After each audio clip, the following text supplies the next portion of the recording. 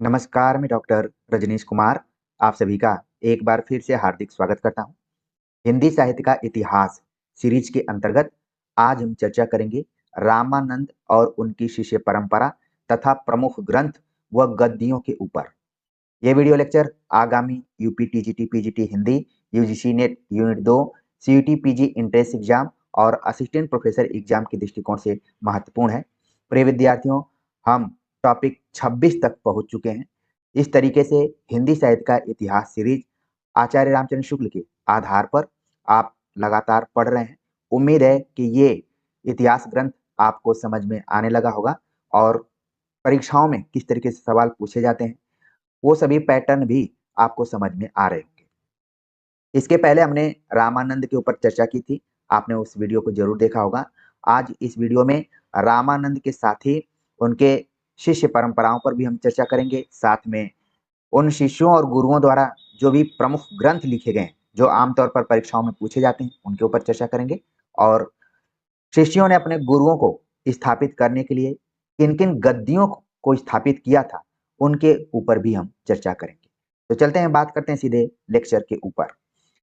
आचार्य रामचंद्र शुक्ल लिखते हैं, रामानंद जी के ये शिष्य प्रसिद्ध हैं कबीरदास, रैदास, सेननाई और गौंग रौनगढ़ के राजा पीपा, जो विरक्त होकर पक्के भक्त हुए हैं। यानी रामानंद के शिष्यों की जब भी बात की जाएगी तो उसमें आपको ध्यान में रखना है कबीरदास, रैदास को, और इसके पहले भी वीडियो लेक्चर में हमने सेन भगत के बारे में चर्चा की थी। तो ये तीन प्रमुख ऐसे शिष्य हैं जो कि रामानंद के शिष्यों के तौर पर देखे जा सकते हैं। और ये ऐसे कवि हैं कि आपने इनको किसी न किसी पाठ्यक्रम में जरूर पढ़ा होगा, खासतौर से कबीरदास और रैदास को। यहाँ पर एक चीज आपको ध्यान में रखना है कि रामानंद के शिष्यों में कुछ राजा भी शिष्य हुए थे, जिनको कि अपने राजपाट से कुछ विरक्ति हुई थी, और विरक्ति होने के बाद उनके अंदर भक्ति भावना का विकास हुआ। उसमें से एक राजा है पीपा, जो कि गौंग रौनगढ़ के राजा थे। अब आपको ध्यान में रखना है कि ये सवाल अगर आ जाता है कि रामानंद जी के शिष्यों में वो ऐसा राजा जो शिष्य बाद बाद में बना वो कौन है, तो तुरंत आप बता देंगे कि पीपा है। ऑलरेडी ये क्वेश्चन एक बार पेपर में आ चुका है। मुझे या तो राजस्थान में आया है या फिर उत्तर प्रदेश में आया हुआ है कि रामानंद जी के शिष्यों में जो पीपा है वो कहाँ के राजा थे। ये सवाल पूछा जा चुका है, इसलिए आप इसको इंपॉर्टेंट करके नोट कर सकते हैं। आगे है कि रामानंद जी के रचे हुए केवल दो संस्कृत के ग्रंथ मिलते हैं, वैष्णव मताब्ज भास्कर और श्री रामार्चन पद्धति। यानी कि श्री रामार्चन पद्धति के बारे में हमने पहले की वीडियो में भी चर्चा की थी। वो रामानंद का ग्रंथ है, और इसके अतिरिक्त जो दूसरा ग्रंथ है आप देख रहे हैं वैष्णव मताब्ज भास्कर। भास्कर का अर्थ आप जानते हैं कि सूर्य होता है। तो कुछ जैसे सूर्योदय, यानी कि किसी के जीवन में नई शुरुआत हो रही हो, वैसे ही वैष्णव को लेकर रामानंद जी ने ये रचना की हुई है। यानी कि इसकी शुरुआत को ध्यान में रखते हुए इस रचना का नाम दिया गया है। कई बार हम रचनाओं को हल्के में लेते हैं, लेकिन अगर हम रचनाओं के शीर्षकों को अच्छे से समझ जाएं तो मानकर चलिए कि 50% हम उस रचना के बारे में जान चुके हैं। तो वैष्णव मताब्ज भास्कर और श्री रामार्चन पद्धति, ये दोनों ग्रंथ रामानंद जी के हैं। और किस भाषा में, इसको आपको ध्यान में रखना है कि इनकी जो भाषा है वो संस्कृत है। आगे आचार्य शुक्ल लिखते हैं, और कोई ग्रंथ इनका आज तक नहीं मिला। यानी कि रामानंद जी के ग्रंथों की अगर चर्चा की जाएगी तो आपको यही दो प्रमुख ग्रंथ ध्यान में रखने हैं। लेकिन आगे जो टर्निंग पॉइंट बताया जा रहा है उसको आपको ध्यान में रखना है। इधर सांप्रदायिक झगड़े के कारण कुछ नए ग्रंथ रचे जाकर रामानंद जी के नाम से प्रसिद्ध किए गए हैं, जैसे ब्रह्मसूत्र पर आनंद भाष्य और भगवत गीता भाष्य, जिनके संबंध में सावधान रहने की आवश्यकता है। तो यहाँ पर इन पंक्तियों के माध्यम से आप भी सावधान रहिए। हमने शायद किसी प्रैक्टिस सेट में इन रचनाओं को रामानंद जी से जोड़ा हुआ है, लेकिन यहाँ पर आपको क्लियर कर लेना है कि आचार्य रामचंद्र शुक्ल लिखते हैं कि रामानंद जी के दो प्रमुख ग्रंथ दिखाई पड़ते हैं जो कि संस्कृत भाषा में लिखे गए हैं, वैष्णव मताब्ज भास्कर और श्री रामार्चन पद्धति। लेकिन सांप्रदायिक झगड़े के कारण रामानंद जी के नाम से बहुत सारे और ग्रंथ लिख दिए गए हैं, जिनसे कि सावधान रहने की जरूरत है। तो यहाँ पर इस चीज को आप क्लियर कर लीजिए कि ब्रह्म सूत्रों पर जो आनंद भाष्य की बात की गई है, शुक्ल जी के अनुसार रामानंद जी का ग्रंथ नहीं है, चाहे भगवत गीता भाष्य है। इन दोनों रचनाओं से सावधान रहने की जरूरत है, ये रचनाएं किसी और की है। आगे लिखते हैं, बात यह है कि कुछ लोग रामानुज परंपरा से रामानंद जी की परंपरा को बिल्कुल स्वतंत्र और अलग सिद्ध करना चाहते हैं। इसी से रामानंद जी को एक स्वतंत्र आचार्य प्रमाणित करने के लिए उन्होंने उनके नाम पर एक वेदांत भाष्य प्रसिद्ध किया है। रामानंद जी समय समय पर विनय और स्तुति के हिंदी पद भी बनाकर गाया करते थे। केवल 2-3 पदों का पता अब तक लगा है। एक पद तो यह है जो हनुमान जी की स्तुति में है, उसके ऊपर हम अभी बात करेंगे। लेकिन यहाँ पर आप ध्यान में रखिए कि यहाँ पर आप देख रहे हैं कि दो आचार्यों के बीच में थोड़ा सा कंट्रोवर्सी दिखाई पड़ रही है कि एक तरफ रामानुज की परंपरा है, रामानुज को प्रतिष्ठित करने वाले उनके शिष्य रहे हैं या फिर उनके अनुयायी रहे हैं कि रामानुज के महत्ता को बताया जाए। वहीं दूसरी तरफ रामानंद जी को भी स्वतंत्र आचार्य प्रमाणित करने के लिए उनके नाम पर भी एक परंपरा की शुरुआत होती है। तो आप देख रहे हैं कि जब हम राम भक्ति शाखा पर चर्चा कर रहे थे तो उस समय रामानुजाचार्य को माना गया कि इन्होंने एक पंथ खड़ा किया और फिर उसके अंदर आकर राघवानंद आए, फिर रामानंद जी आए। लेकिन जब आप देखते हैं कि किसी एक पंथ में दो व्यक्ति अगर समानांतर रूप से आगे बढ़ते हैं तो जाहिर सी बात है कि दोनों के अनुयायी होते हैं। आप किसी भी समय में देखिए, वर्तमान समय में भी आप राजनीति के क्षेत्र में देख सकते हैं, धर्म के क्षेत्र में देख सकते हैं, और यदि आप शिक्षा के क्षेत्र में देखें तो भी अलग अलग लोगों की परंपराएं रही हैं, अलग अलग लोगों के समर्थक रहे हैं। तो यहाँ पर आप देख रहे हैं कि रामानुज को पीछे छोड़ने के लिए रामानंद जी के नाम से कुछ ऐसी रचनाएं लिखी गई हैं जिन पे कि डाउट किया जा सकता है, जिनसे कि सावधान रहने की जरूरत है। तो ये चीज आप ध्यान में रखिए। और आचार्य रामचंद्र शुक्ल ने लिखा कि रामानंद जी ज्यादातर विनय और स्तुति के हिंदी पद बनाकर गाया करते थे और ज्यादा पद उनके नहीं मिले। 2-3 पदों का पता अब तक चला है।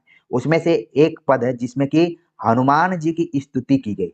देखिए, राम नाम को रामानंद जी ने स्थापित किया था। आपको पिछला वीडियो लेक्चर याद आ गया होगा।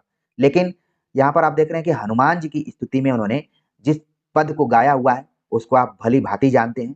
आरती कीजिए हनुमान लला की, दुष्ट दलन रघुनाथ कला की, जाके बल भर ते मही कापै, रोग सोग जाकी सीमा न चापै, अंजनी सुत महाबलदायक, साधु संत पर सदा सहायक, बाएं भुजा सब असुर सहारी, दहिन भुजा सब संत उबारी, लक्ष्मण धरती में मूर्छ परयो, पैठ पताल जम कातर तोरियो, आनि सजीवन प्राण उबारियो, मही सबरन के भुजा उपारियो, गाढ़ परे कवि कपि सुमिरो तोहि, होहु दयाल देव जस मोहि।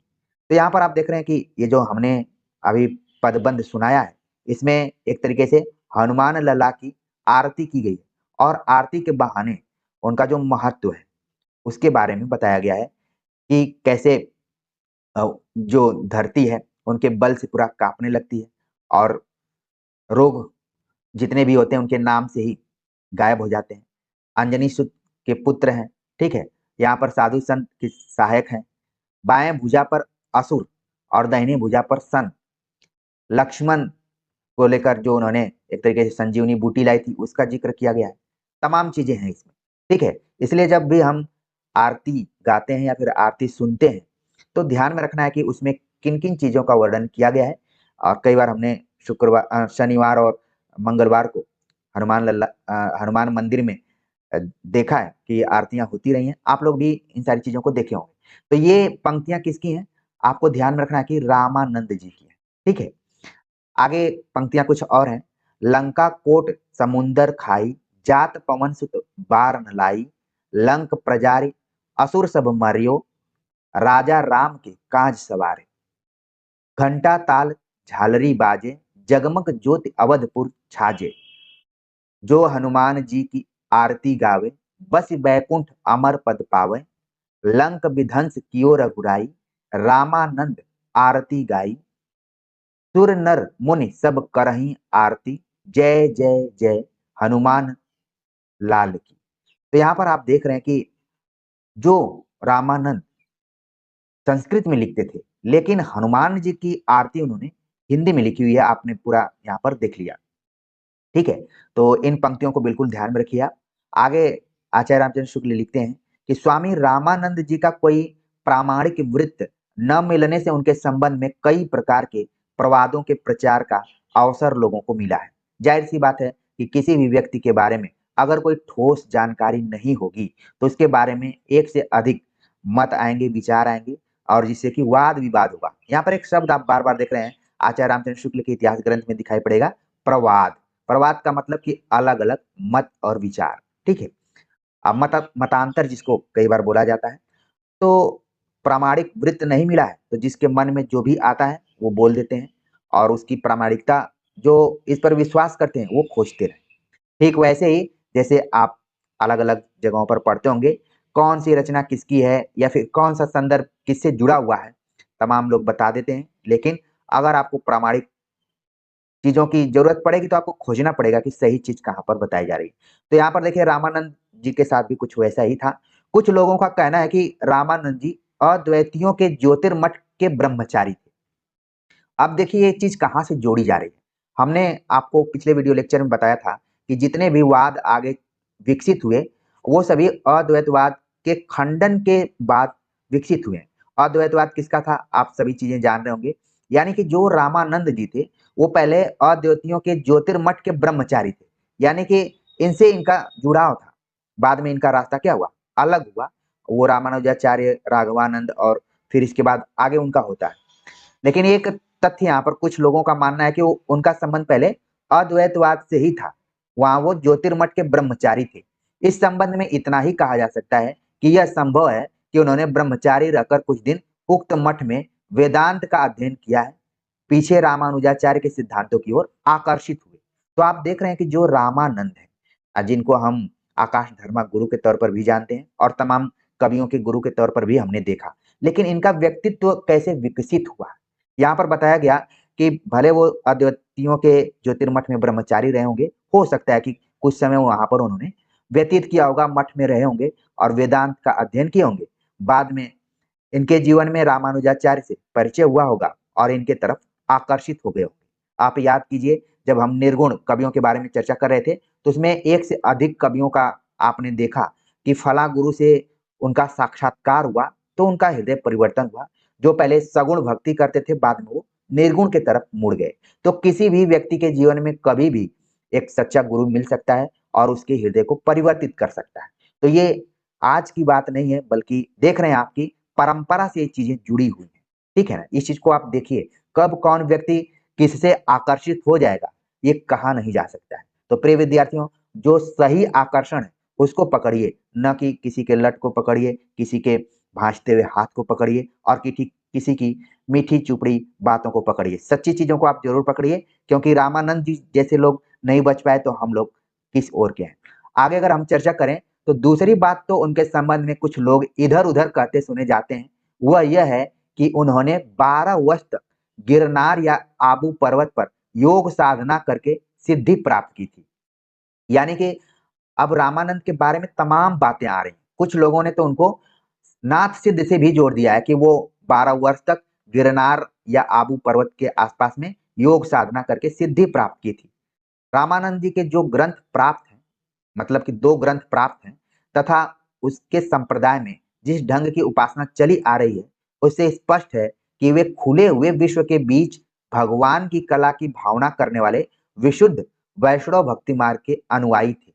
यहाँ पर आचार्य रामचंद्र शुक्ल एक निष्कर्ष पर पहुंचते हैं कि भले बातें इधर उधर की बनाई जाए, बताई जाए, लेकिन रामानंद जी के जो 2 ग्रंथ प्राप्त हुए, अब आपके दिमाग में दोनों ग्रंथ तुरंत आने चाहिए। आप अपने कॉपी पर नोट कर लिए होंगे, मैं ऐसा उम्मीद कर सकता हूँ। ठीक है, तो अब शॉर्टकट में भी आप नोट कर सकते हैं क्योंकि दिमाग ही तो है, बस उसमें केवल बैठाना है। तो 2 ग्रंथ कौन कौन से प्राप्त हुए हैं आपके दिमाग में आ गया होगा, हमने लिख भी दिया है। इन ग्रंथों के आधार पर और जो संप्रदाय चला और जो संप्रदाय की उपासना की, उपासना मतलब पूजा की जो पद्धति रही, ठीक है, उसको हम उपासना कहते हैं। और आप तमाम जगहों पर देखते होंगे पूजा उपासना, पूजा पाठ, ठीक है, उपवास लोग रखते हैं, तो उसी से ये जुड़ा हुआ है। एक एक तरीके से देखा जाए तो कर्म के अंतर्गत इसको रखा जा सकता है। ठीक है, तो उपासना जो चली आ रही है उससे ये पता चलता है कि खुले हुए विश्व के बीच भगवान की कला की भावना करने वाले विशुद्ध वैष्णव भक्ति मार्ग के अनुयायी प्रतीत होते हैं। ये चीज आपको ध्यान में रखना है कि चाहे जो कुछ कोई कहे, लेकिन रामानंद जी क्या है, वो वैष्णव रहे। घट के भीतर ढूंढने वाले योग मार्गी नहीं। एक चीज यहाँ पर आपको ध्यान में रखना है कि सवाल पूछा जा सकता है, यहाँ से पूछा जा सकता है, वे खुले हुए विश्व के बीच भगवान की कला की भावना करने वाले विशुद्ध वैष्णव भक्ति मार्ग के अनुयायी थे, घट के भीतर ढूंढने वाले योग मार्गी नहीं।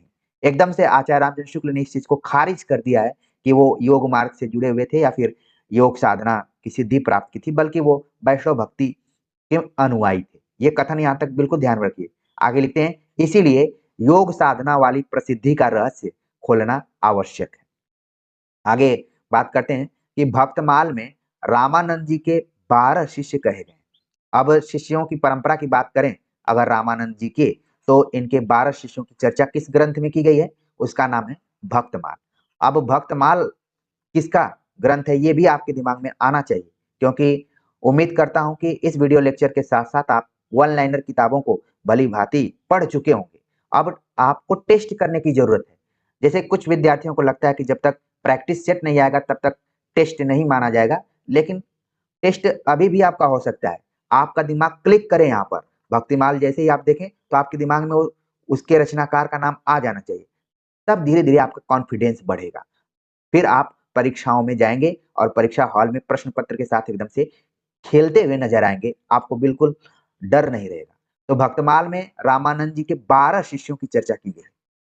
उसमें कौन कौन है? अनंतानंद, सुखानंद, सुरसुरानंद, नरहरियानंद, ठीक है, भावानंद, पीपा, जिसके बारे में बात की गई, ये राजा भी हैं तो ये ध्यान में रखिए, कबीर, सेन, ठीक है, इसके बाद धना, कई जगह पे धना लिखा रहता है, फिर रैदास, पद्मावती और सुरसरी। इन 12 शिष्यों में आप देख रहे हैं कि 2 ऐसे नाम है जो कि मुझे स्त्रीलिंग दिखाई पड़ रहा है, ठीक है, यानी कि 10+2 इस तरीके से आप नोट कर सकते हैं। वैसे 10+2 आप देखते हैं तो लोग 12th अपने क्लास को याद करने लगते हैं, लेकिन यहाँ पर आपको ध्यान में रखना है कि 10 पुरुष हैं और 2 महिलाएं हैं। तो इस तरीके से रामानंद जी के 12 शिष्यों की चर्चा भक्तमाल में की गई। अब आगे शिष्यों की परंपरा शुरू होती है। आप कल्पना कीजिए कि अगर कोई आकाश धर्मा गुरु हो, तो जाहिर सी बात है कि उसके कुछ ऐसे शिष्य आगे दिखाई पड़ेंगे जिनकी की शिष्य परंपरा आगे बढ़ती जाएगी, यानी कि उनके भी उसी तरीके से एक तरीके से मैं क्या उसको बोलूं, लायक शिष्य पैदा होंगे और उनके लिए कुछ करेंगे। तो उसमें सबसे पहला जो नाम आता है, अनंतानंद जी के शिष्य कृष्णदास पैहारी हुए, जिन्होंने गलता अजमेर राज्य राजपूताना में रामानंद संप्रदाय की गद्दी स्थापित की। प्रिय विद्यार्थियों, जिन गद्दियों की मैं चर्चा कर रहा था उसमें से एक गद्दी आपके सामने आ गई कि भले रामानंद के 12 शिष्य थे, लेकिन उनमें अनंतानंद के जो शिष्य हैं कृष्णदास पैहारी, उन्होंने जो काम किया है कि रामानंद संप्रदाय की गद्दी स्थापित की। कहां पर स्थापित की? गलता। गलता एक जगह है, अजमेर जो जिला है राजस्थान में, वहां पर है गलता।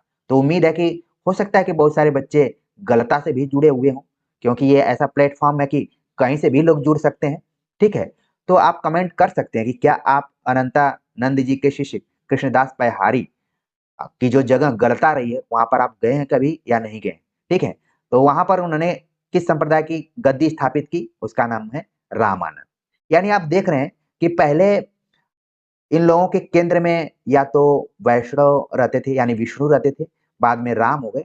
अब जो इनके प्रवर्तक थे उन्हीं के नाम पर संप्रदाय चलने लगे, यानी कि अब व्यक्ति की पूजा शुरू हो गई। जैसे वर्तमान समय में आप राजनीति में देखते हैं कि व्यक्ति की पूजा होती है, ठीक है।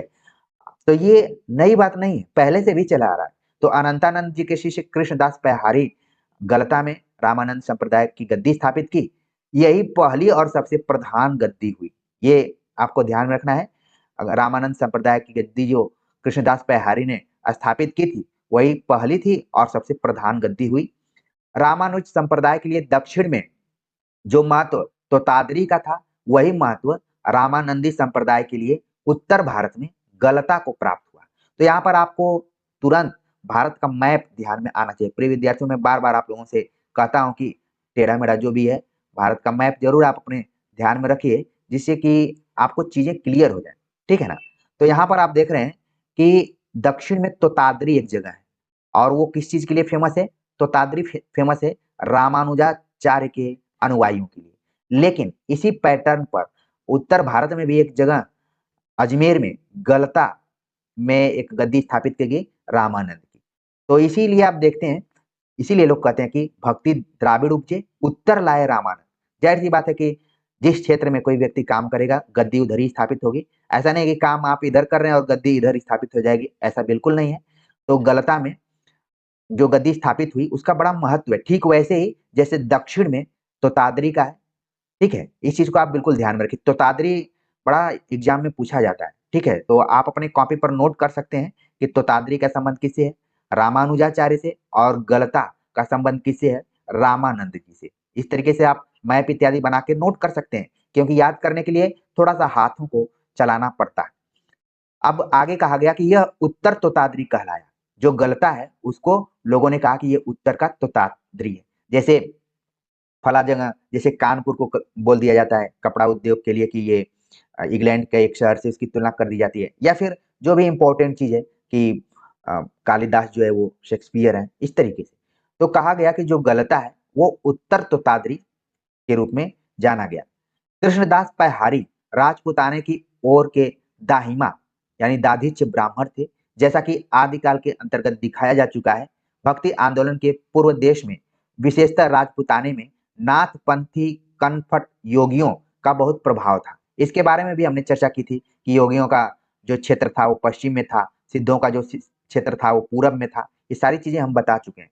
और देखिए रिवीजन कैसे हो रहा है, ऐसा नहीं है कि हम भक्ति काल पर चर्चा कर रहे हैं तो आपको नाथ और पंथ सिद्ध के बारे में बिल्कुल ध्यान में नहीं रखना है, आपको कुछ अलग ही पढ़ना है। नहीं, ये जैसे आप माला देखते हैं उसी तरीके से ये सारी चीजें एक दूसरे से गुथी हुई हैं। इसमें से अगर एक लड़ी भी टूट जाएगी तो ये फिर माला नहीं कहलाएगा, ये कुछ और चीज हो जाएगी। तो यहाँ पर देखिए कहा जा रहा है कि नाथ पंथ पंथ कनफट योगियों का बहुत प्रभाव था, जो अपनी सिद्धि की धाक जनता पर जमाए रहते थे। जब सीधे साधे वैष्णव भक्ति मार्ग का आंदोलन देश में चला तब उसके प्रति दुर्भाव रखना उनके लिए स्वाभाविक था।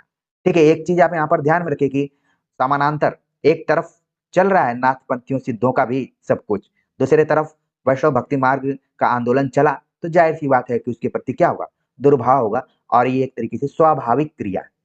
आगे लिखते हैं कि कृष्णदास पैहारी जब पहले पहल गलता पहुंचे तब वहां की गद्दी नाथपंथी योगियों के अधिकार में थी। वे रात भर टिकने के विचार से वहीं धुनी लगाकर बैठ गए। अब आप देख रहे हैं कि कैसे अंतर कलह या फिर अंतर्द्वंद चल रहा है कि गद्दी को स्थापित किया और उस पर अधिकार कौन जमाया हुआ है?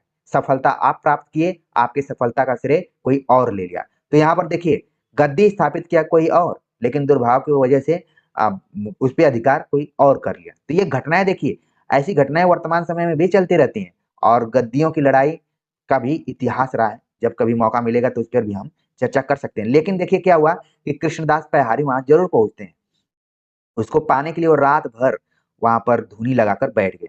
पर हुआ क्या? पर योगियों के अधिकार में थी, वे रात भर टिकने के विचार से वहीं धुनी लगाकर बैठ गए, पर कनफटों ने उन्हें उठा दिया। यानी आप नाथपंथियों को ध्यान में रखिए, ये सब कितने हठी रहे होंगे और अधिकार जमाने में कितना माहिर है।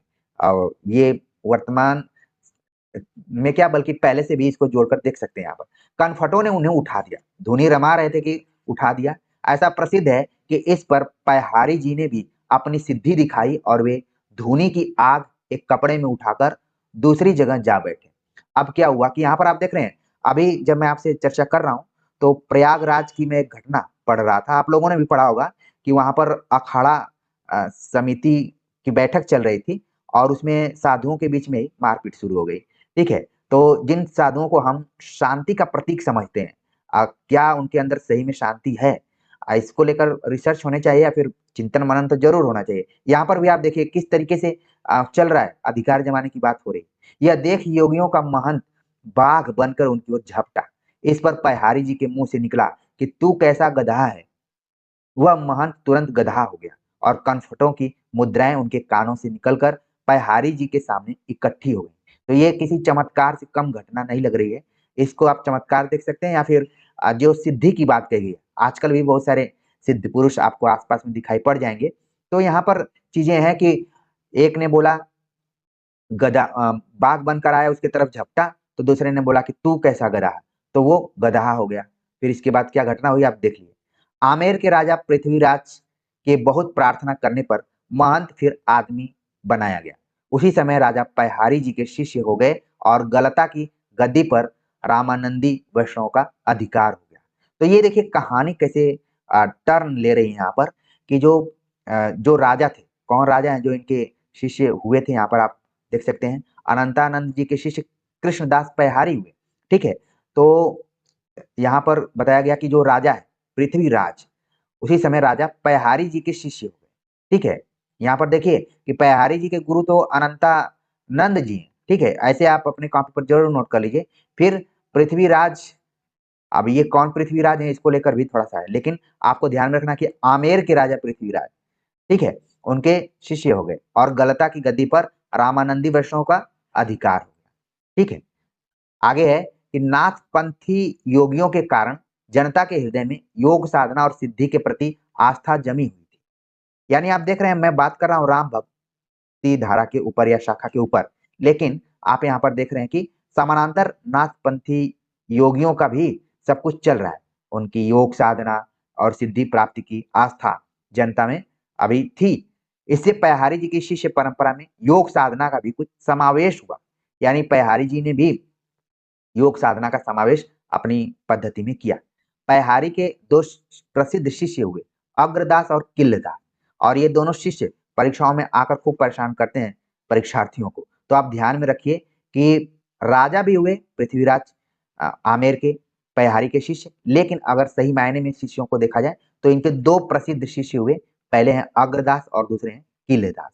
अब इन सब का भी बड़ा योगदान रहा है। इन लोगों से खूब सवाल आते हैं परीक्षाओं में, इसलिए मैं विशेष तौर पर जोर दे रहा हूं कि आप अपने धैर्य को बनाकर रखिए।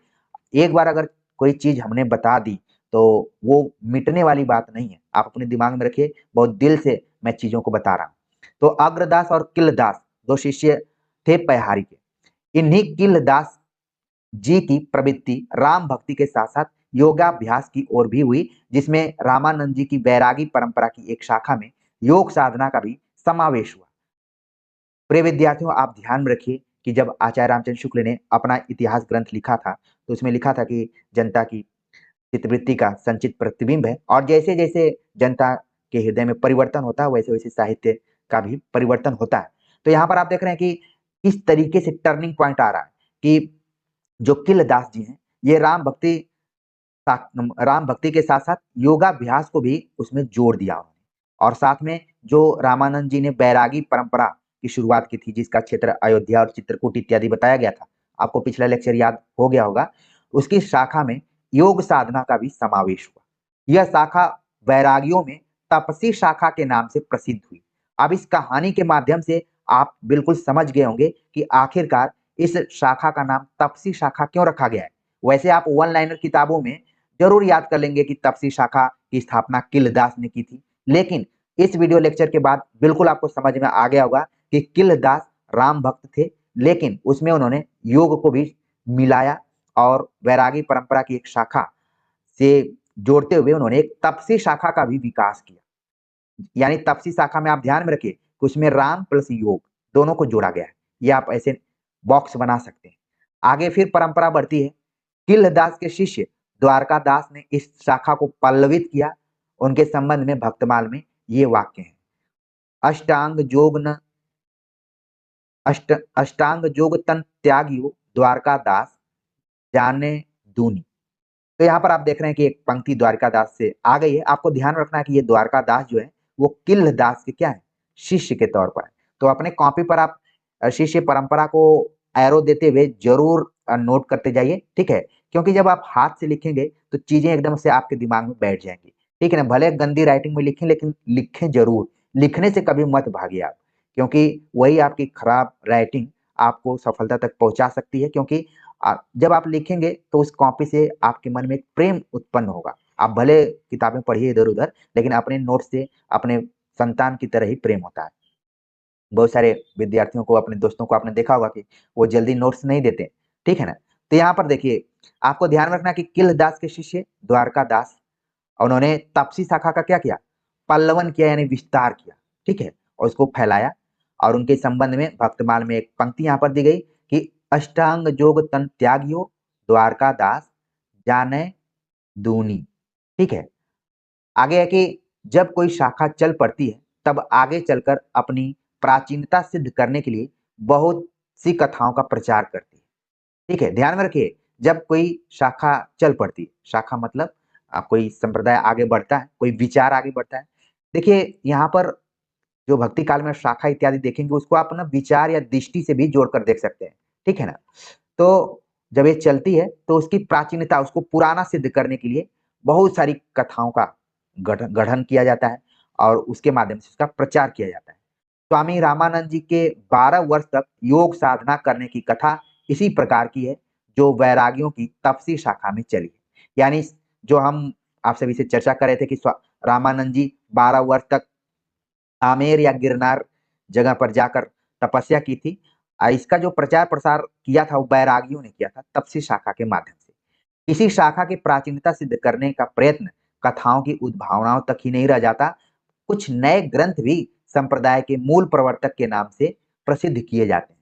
स्वामी रामानंद जी के नाम से चलाए हुए ऐसे दो रद्दी ग्रंथ हमारे पास हैं। एक का नाम है योग चिंतामणि और दूसरे का नाम है राम रक्षा स्त्रोत, ठीक है। दोनों के कुछ नमूने दिए गए, यानी आप देख रहे हैं कि किसी भी पंथ या व्यक्ति के विचार को प्रसारित करने के लिए कुछ इस तरीके से काल्पनिक किताबें लिख दी जाती हैं जिनको कि रद्दी नाम यहाँ पर दिया गया। आपने वर्तमान समय में बहुत सारे ऐसे व्यक्तित्वों को देखा होगा जिनके जीवन को ध्यान में रखते हुए कई किताबें पब्लिश की गई हैं, ठीक है। तो यहाँ पर रामानंद का जो प्रभाव बढ़ रहा था उसको ध्यान में रखते हुए दो किताबों का जिक्र होता है, योग चिंतामणि और राम रक्षा स्त्रोत। तो देखिए आपके मन में आ रहा होगा कि क्या हम इन किताबों को याद करें या ना करें। देखिए आप अगर ज्ञान के दृष्टिकोण से इसको ध्यान में रखेंगे तो बेहतर रहेगा, लेकिन परीक्षा के दृष्टिकोण से आपको इनको ध्यान में रखना है कि ये जो किताबें हैं इनकी चर्चा रामानंद के संदर्भ में की गई। मान लीजिए एग्जाम में कोई गंभीर एक्सपर्ट बहुत अच्छे से पढ़कर ना आया हो और किसी वन लाइनर किताब को उठा लिया हो और वहां पर लिखा गया होगा कि योग चिंतामणि रामानंद की रचना है, तो जाहिर सी बात है कि आपको भी उस भीड़ में शामिल होना पड़ेगा कि ताकि आप एक दो नंबर पा जाएं। पता चले कि वहीं पर आप चिंतन मनन करना शुरू कर देंगे कि फला रामचंद्र शुक्ल ने तो इसको ये माना वो माना है, ठीक है। एक जगह आप इसको ध्यान में रख सकते हैं कि उन्होंने रद्दी ग्रंथ का नाम दिया हुआ है योग चिंतामणि और राम रक्षा स्त्रोत को, क्योंकि ये ऐसा लग रहा है कि रामानंद के नाम से चलाने का प्रयास किया गया है, उनका वास्तविक रूप से नहीं है। कैसे नहीं है उसको नमूने के माध्यम से हम देखते हैं।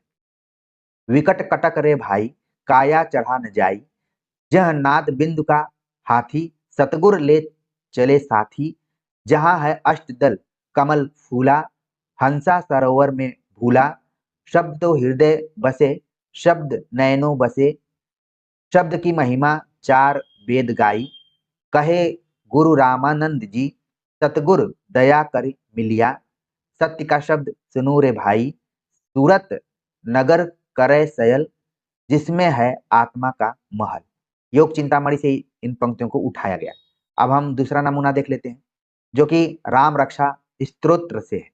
क्या है, संध्या तारिणी सर्वे दुख विदारिणी, संध्या उच्चरे विघ्न टरे, पिंड प्राण के रक्षा श्रीनाथ निरंजन करे, नाद नादम सुषुम्ना के साज साज्या, चाचरी भूचरी खेचरी अगोचरी, उन्मनी पांच मुद्रा सधंत साधु राजा।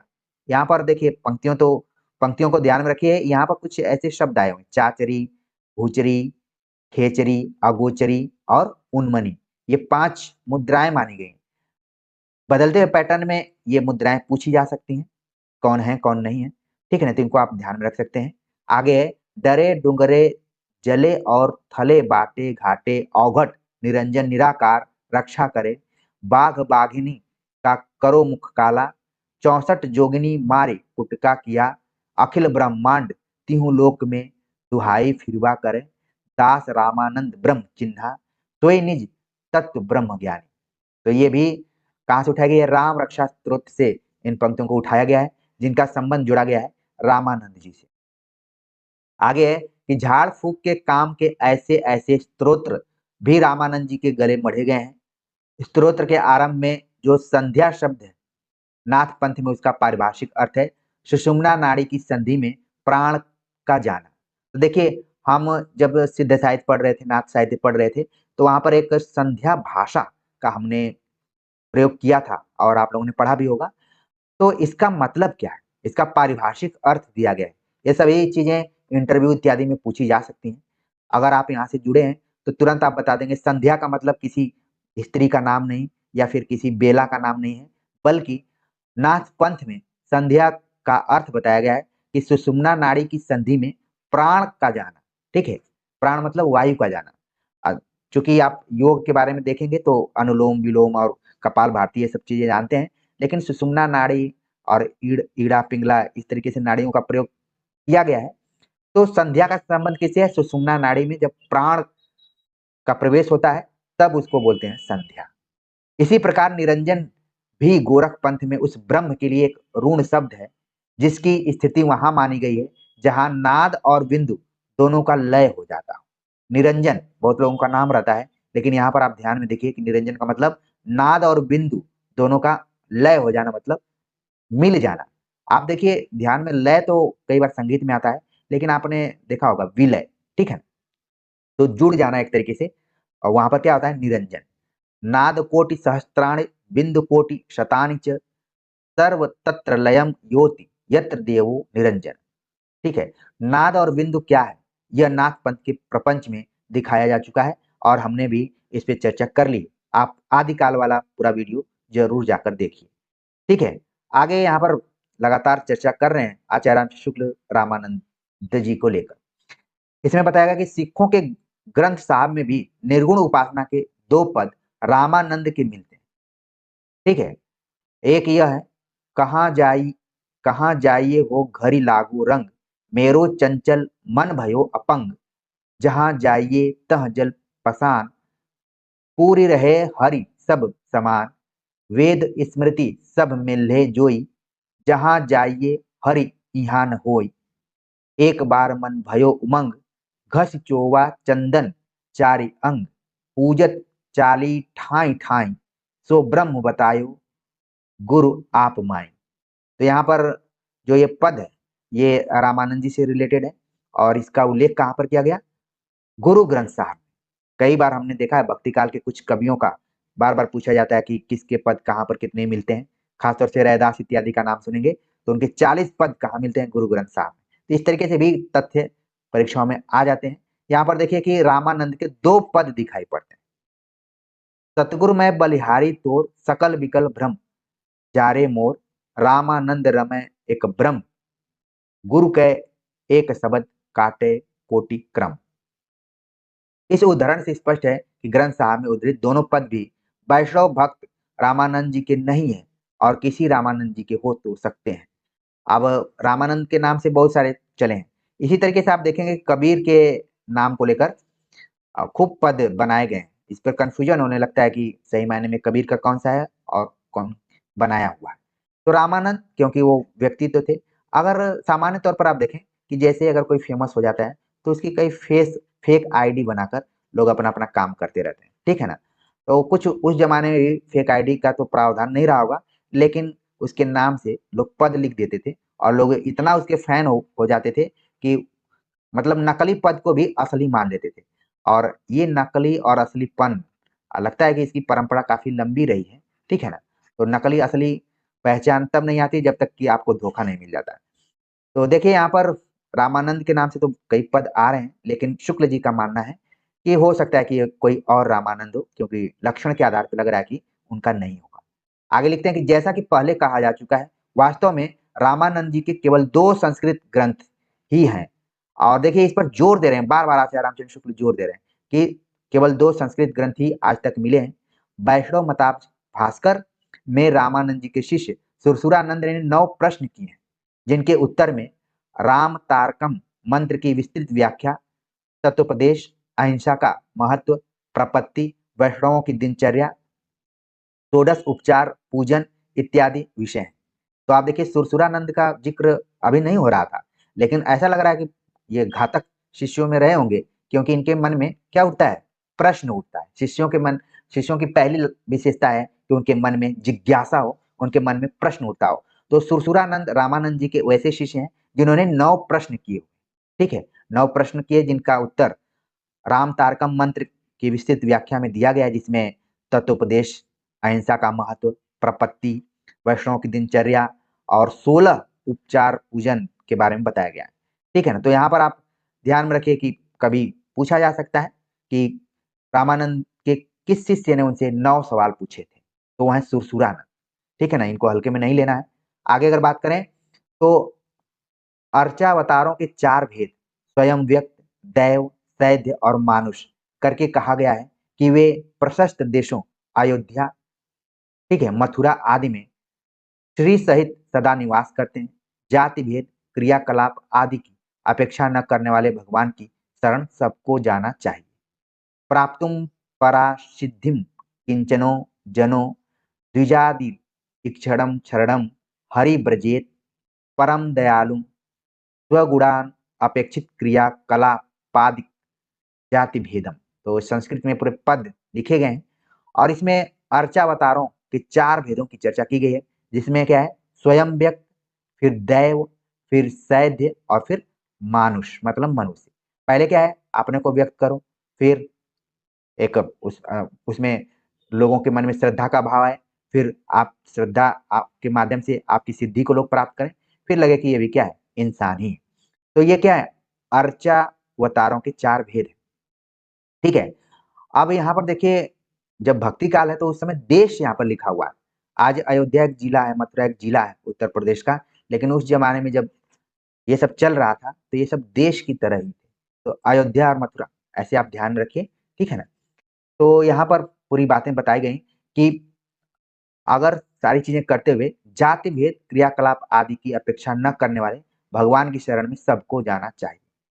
देखिए, जो भी चीजें निर्मित की गई हैं हमारे समाज में, वो ईश्वर ने नहीं बल्कि मनुष्यों ने ही की हुई है, चाहे जितने भी तरीके के भेदभाव, ठीक है ना?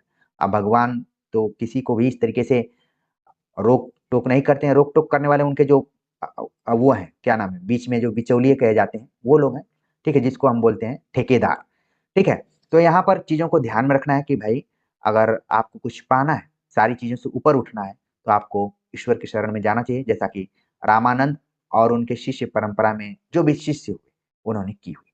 तो प्रिय विद्यार्थियों, उम्मीद है कि रामानंद के बहाने उनके शिष्यों से आप परिचय प्राप्त किए होंगे, फिर उनके शिष्यों के बारे में आपने जाना, और जो भी महत्वपूर्ण चीजें थी हमने बड़े ही तन्मयता के साथ दिल खोल के आप सभी के सामने रखा है। उम्मीद है कि ये वीडियो लेक्चर पसंद आया होगा। आप सभी के कमेंट्स का मुझे इंतजार रहेगा। मिलते हैं एक नए टॉपिक के साथ, तब तक के लिए नमस्कार।